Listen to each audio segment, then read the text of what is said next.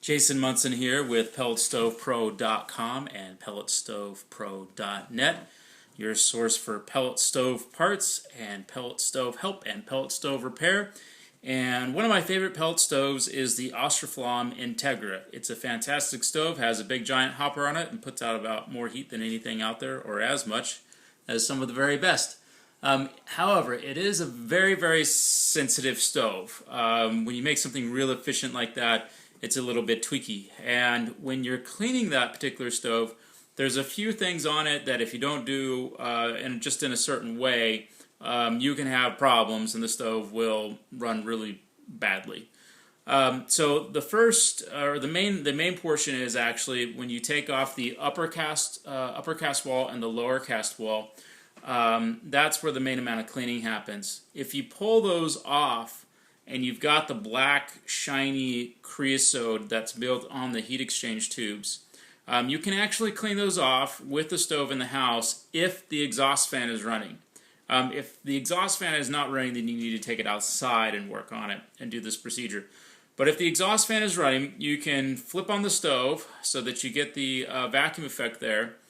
Take a propane torch and a screwdriver and maybe a wire brush, and you can actually burn off that creosote buildup that is on the heat exchange tubes.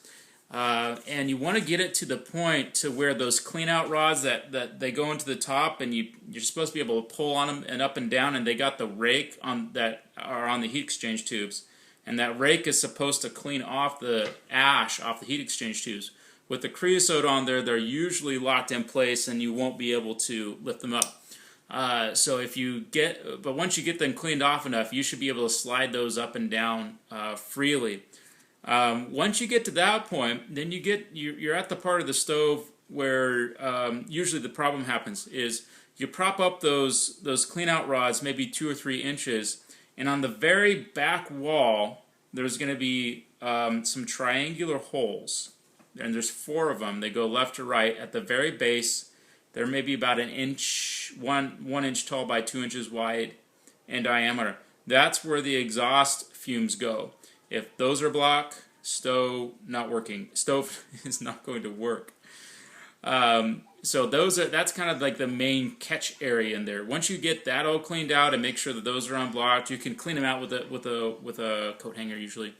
Once you get that done, then of course you want to take off the exhaust fan and clean off any creosote. Same process. Usually not as much builds up there, but that's the real key critical area of cleaning the Austroflamm. And if it's not running well, or if you're getting black glass, or if the fire is going out, or anything else like that, that would be the very, very first procedure to do, is to clean those areas on the pellet stove.